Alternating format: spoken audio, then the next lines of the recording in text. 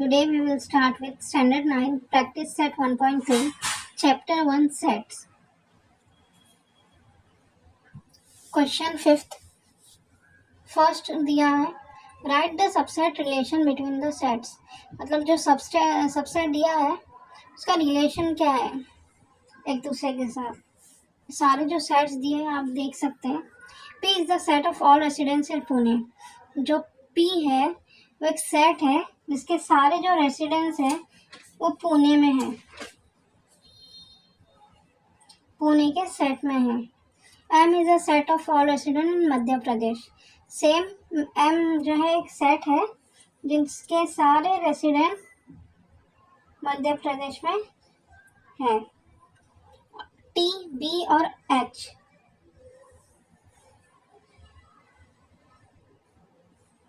Sorry, it's not T, it's I. I is the set of all resident in Indore. B is the set of all resident in India. H is the set of all resident in Maharashtra. इन ये जो सारे set हैं इनके भी resident का present है Indore, India और Maharashtra. Second question दिया है which set can be the universal set for above set. ये जो सारे सेट दिए हैं उसका यूनिवर्सल सेट आपको बताना है. आपको पूछा गया है कि यूनिवर्सल सेट क्या हो सकता है. तो कैसे सॉल्व करेंगे. अब मुझे पता है पुणे एक जगह है. फर्स्ट वन क्या दिया था P is the set of all resident इन पुणे. अब मुझे पता है पुणे एक जगह है महाराष्ट्र में. अब मैं बोल सकती हूँ कि पुणे के रेसिडेंट है वो महाराष्ट्र के भी रेसिडेंट हुए क्योंकि पुणे महाराष्ट्र में ही आता है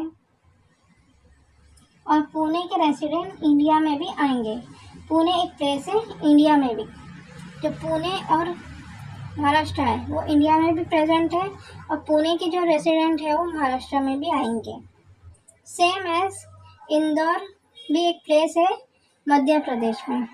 जो सारे जो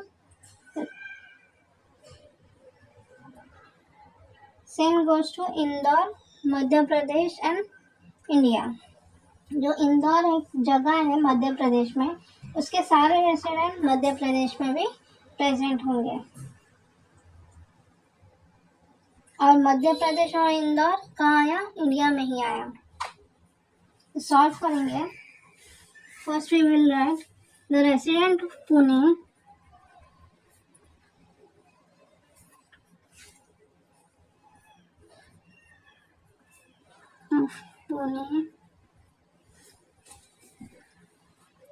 are resident of Maharashtra.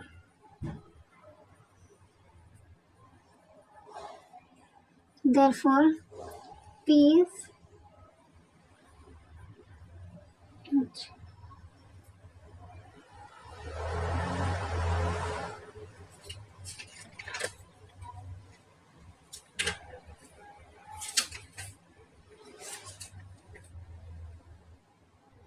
therefore P is a subset of H. Next, also the resident of Pune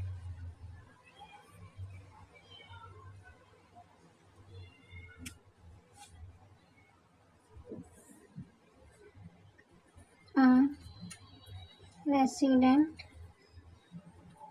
of India too. Therefore, P is a subset of B.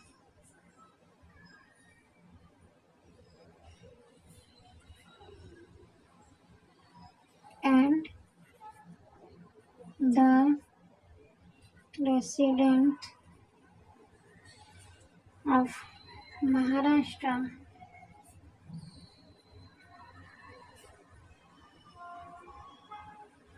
are resident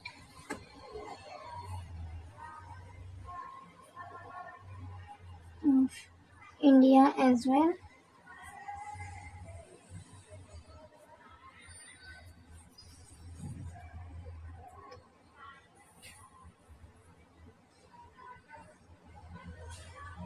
therefore H subset of B.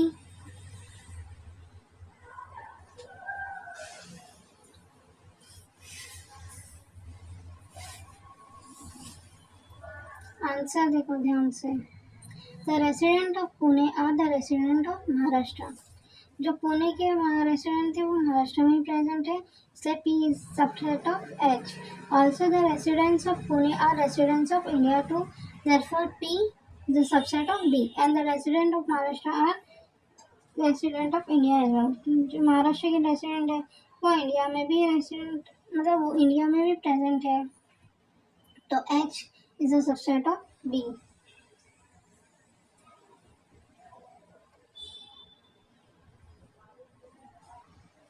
Now the second one क्या था, Indore Madhya Pradesh and Maharashtra. The resident of Indore are the resident of Madhya Pradesh. जो इंदौर के resident है वो मध्य प्रदेश में भी आते हैं, तो therefore I is a subset of M। The resident of Indore are resident of India too, therefore I is a subset of B। ये इंदौर के सारे रेसिडेंट इंडिया में, रेसिडेंट जो थे रहवासी, वो इंडिया में भी प्रेजेंट है।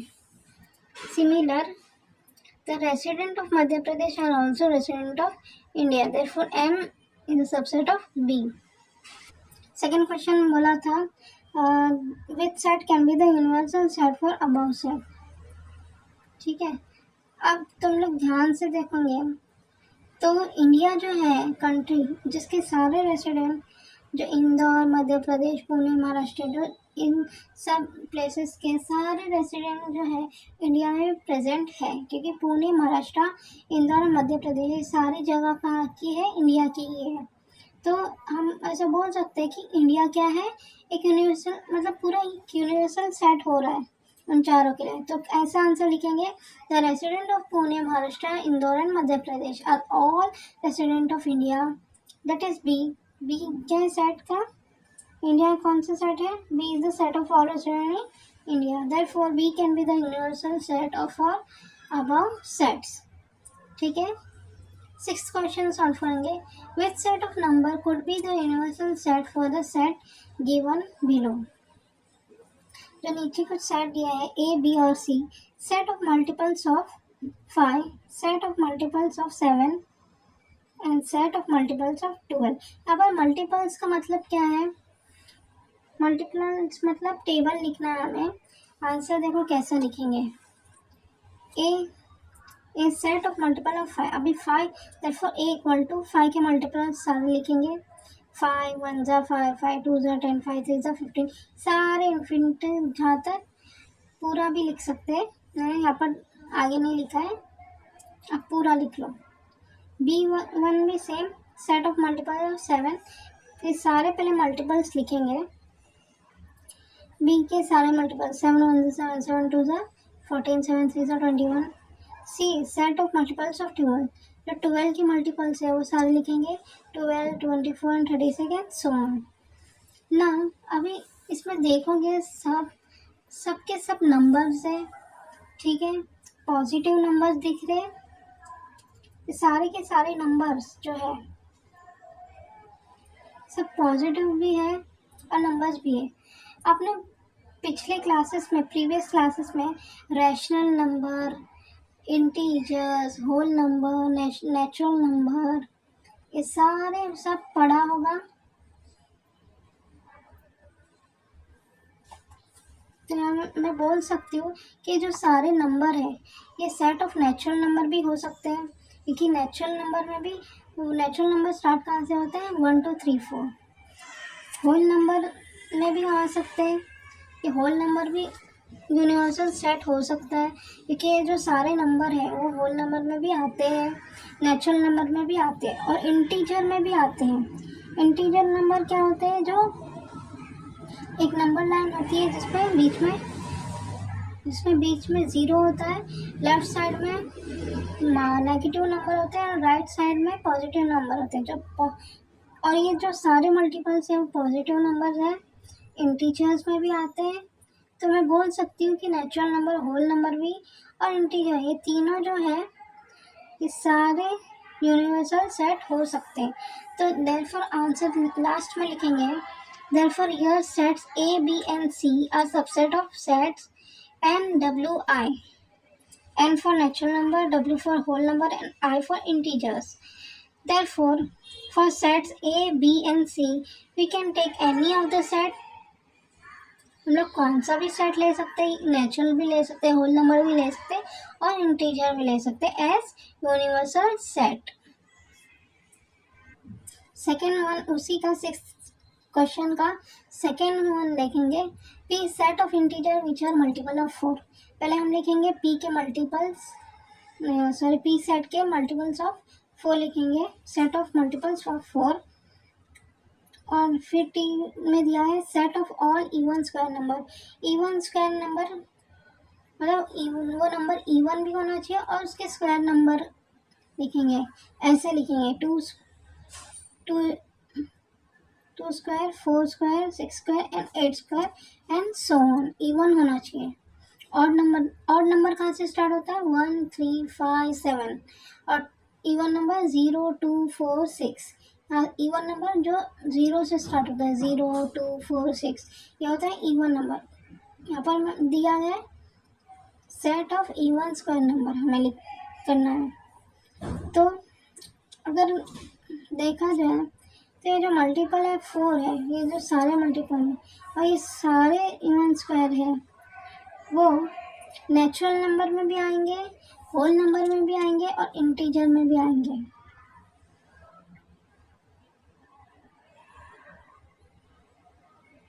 तो क्या मैं बोल सकती हूँ तो सेम ये इसमें भी सेम ऐसा एज इट इज ही है।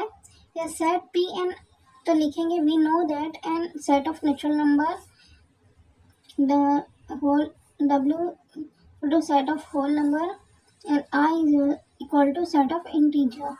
Yes, set P and T are subset of set N, W and I.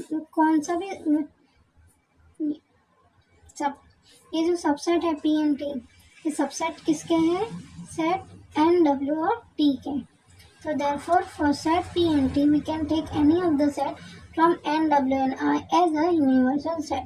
इसमें भी नेचुरल नंबर, होल नंबर या इंटीजर तीनों में से कोई भी यूनिवर्सल सेट हो सकता है। Lesson number 1 sets practice set 1.3 का 7th question. Let all the students of a class is a universal set. मतलब जो क्लास में जो बच्चे हैं वो एज ए यूनिवर्सल सेट है। Let set A B the student who secure 50% marks or more marks in maths. मतलब जो सेट ए है उसके जो स्टूडेंट्स हैं उन्होंने 50% मार्क्स या उससे ज़्यादा मार्क्स स्कोर किए हैं मैथ्स में, सिक्योर और स्कोर सेम है। Then write the complement of set A. अब सेट ए जो है जिसमें 50% मार्क्स से ज़्यादा मार्क्स भी या 50% मार्क्स तक मैथ्स में सिक्योर करने वाले बच्चे हैं और हमें लिखना है कि सेट ए के जो कॉम्प्लीमेंट है उसमें कितने बच्चे आएंगे, ये सॉल्व करना है। तो हमें यूनिवर्सल सेट दिया है और मतलब आंसर अभी मैं सॉल्व करती हूँ। पूरी क्लास के जो बच्चे एक यूनिवर्सल सेट है। ओके, ए में ऐसे स्टूडेंट्स हैं जो मैथ्स में 50% या उससे ज़्यादा मार्क्स मिले हैं। कॉम्प्लीमेंट मीन्स जो ए में है ना वो ए कॉम्प्लीमेंट में नहीं आएगा क्योंकि ए कॉम्प्लीमेंट ए का दुश्मन है, एनिमी है। तो आंसर कैसे लिखेंगे? Now you is represent by, ये यू मतलब यूनिवर्सल सेट। All students